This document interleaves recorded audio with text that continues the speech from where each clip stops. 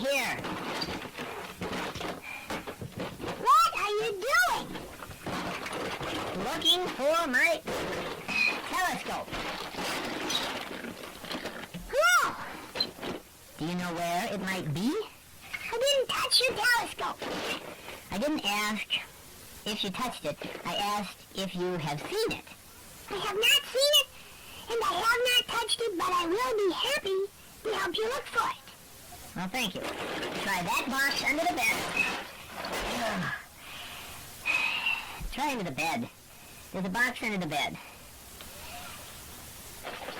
Here it is. Huh?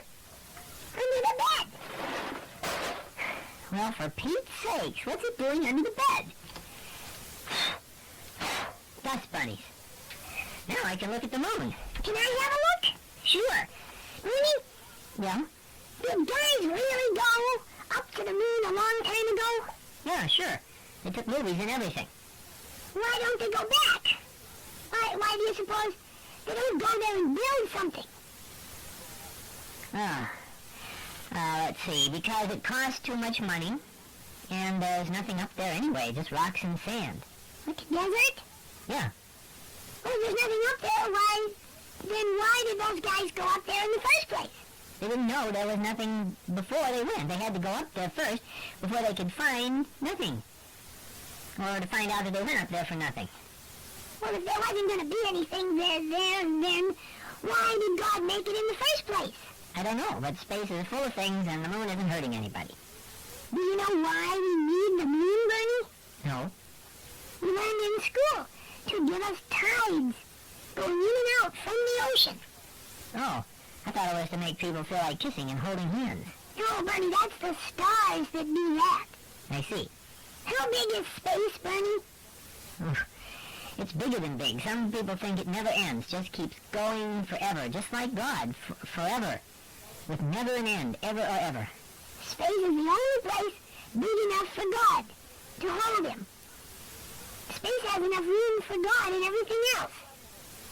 Yeah, if God never ends, why should space? I mean, what's he going to do, put walls out there? It probably never ends, and it's full of exillions of stars and centillions of galaxies.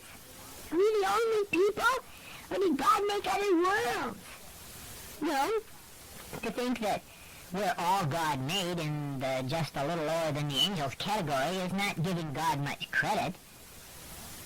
Some people think yes, some people no. Probably. I think there's other worlds, but we don't know. Space is the biggest mystery, because most people can't do the math. And if you travel at the speed of light, time stands still. And if you go faster than light, time goes backwards, I think.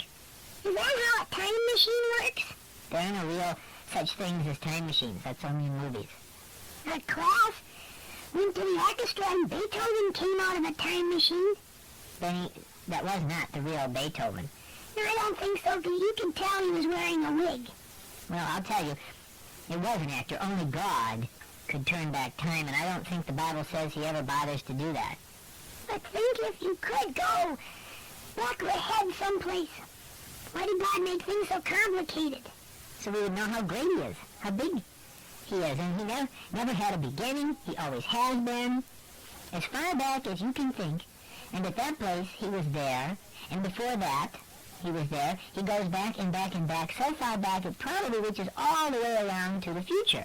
And as far ahead as you can think, and keeps going beyond forever and ever, until it connects to far, far back again, more like a circle than a line. And when we live with him forever, will he tell us the answers to our questions? I suppose so, some of them anyway. Why do you have so many questions? God made us curious. That way we would always be wondering about him.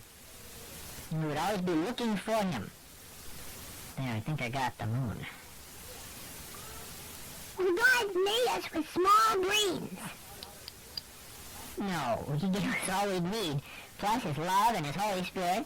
But don't let questions bother you. All you need to know is in the Bible and the world around us and in our hearts. We're fully equipped. Here, look in here.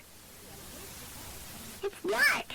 Well, you moved the telescope. I gotta find the moon again.